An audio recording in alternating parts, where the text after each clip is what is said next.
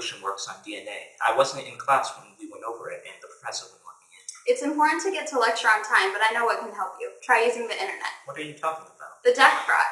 The Jackprot? Yeah, here, let me show you.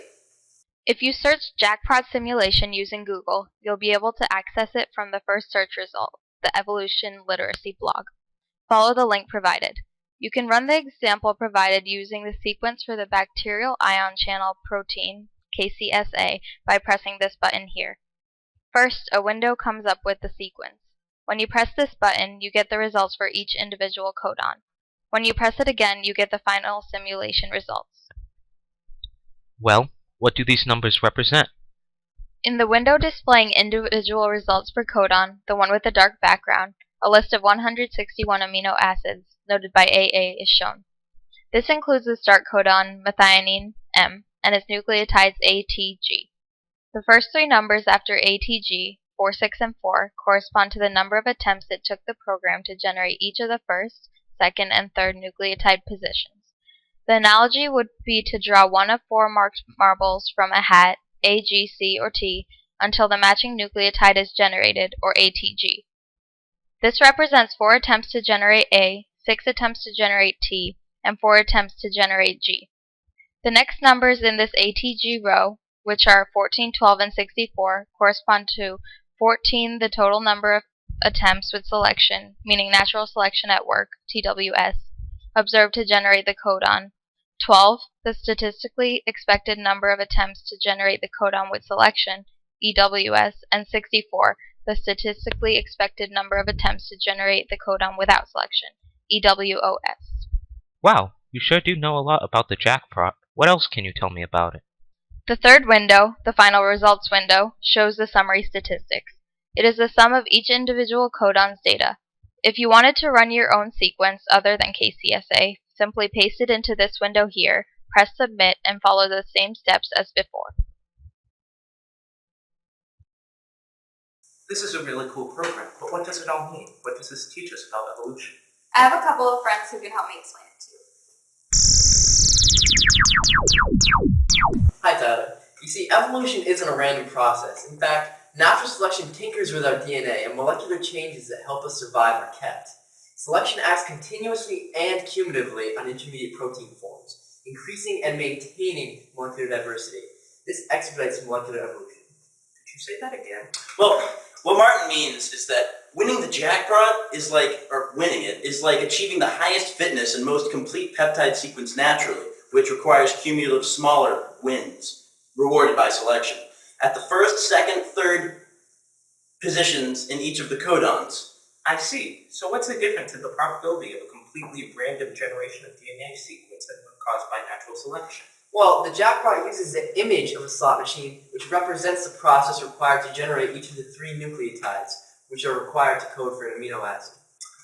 The probability of getting the correct triplet randomly, ATG for example, is equal to 1 out of 64, or 1 out of 4 3 times. Because this molecular evolution occurs gradually, in a naturalistic assumption similar to the Jackprot model, anytime one of the correct nucleotides is generated by the slot machine, natural selection rewards it and keeps it. Therefore, the probability of arriving at this nucleotide in the ATG sequence is equal to 1 out of 12. Summation of individual probabilities for each nucleotide position results in a much faster evolutionary process. The sequential and additive arrival to the phenotypically meaningful sequence of A plus T plus G represents in reality the accumulation of events fixed by natural selection during protein evolution. Let me tell you about my bike lock so you can see that this actually isn't a random process.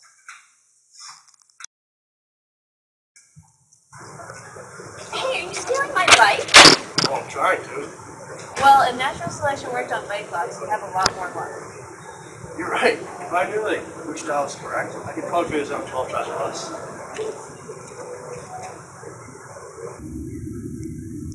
That one's right. That one's right. That one's right. That one's right. Oh, thanks.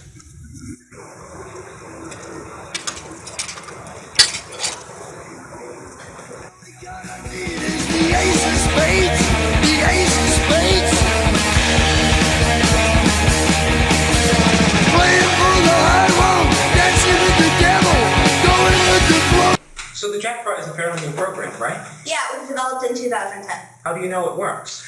An extensive data analysis was run by a group of students using the sequence of KCSA, a bacterial 2-transmembrane domain potassium channel. The probability of arriving randomly at the correct arrangement of 483 nucleotides in the genetic code for KCSA is equal to the allocation of any of the 4 nucleotides each multiplied by 4 per molecule position, meaning 4 times 4, 483 times, or 4 to the 483rd. In addition, the probability of generating by chance the correct codon sequence for the 160 amino acids of KCSA plus 1 subcodon is equal to 64 multiplied by 64, 161 times, or because there are 161 codons in the 483 nucleotide sequence. If this was a random process, it would occur only once every 46 million years, applying estimated mutation rates and generation times.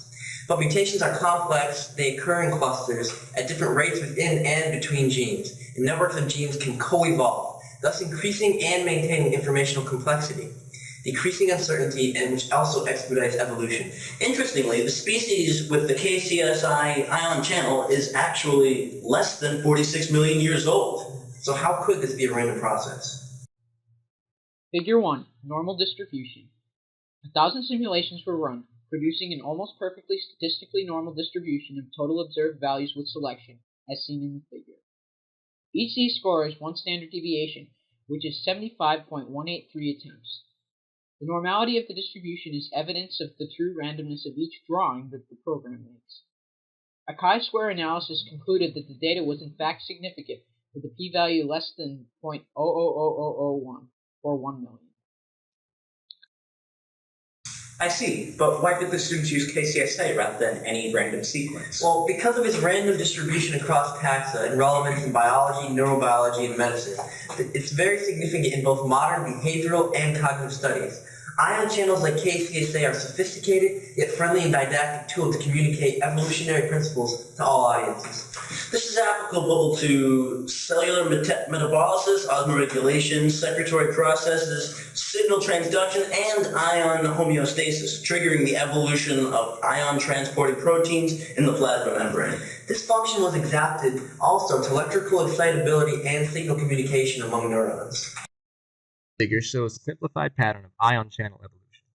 It shows that the complex families of ion channels known today probably came from ancestral 2TM-like proteins.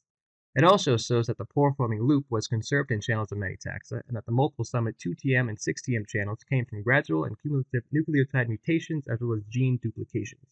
This really makes sense to me now. The Jackprot is a really useful tool. It sure is, but all this protein talk's making me hungry. Let's go get something to eat.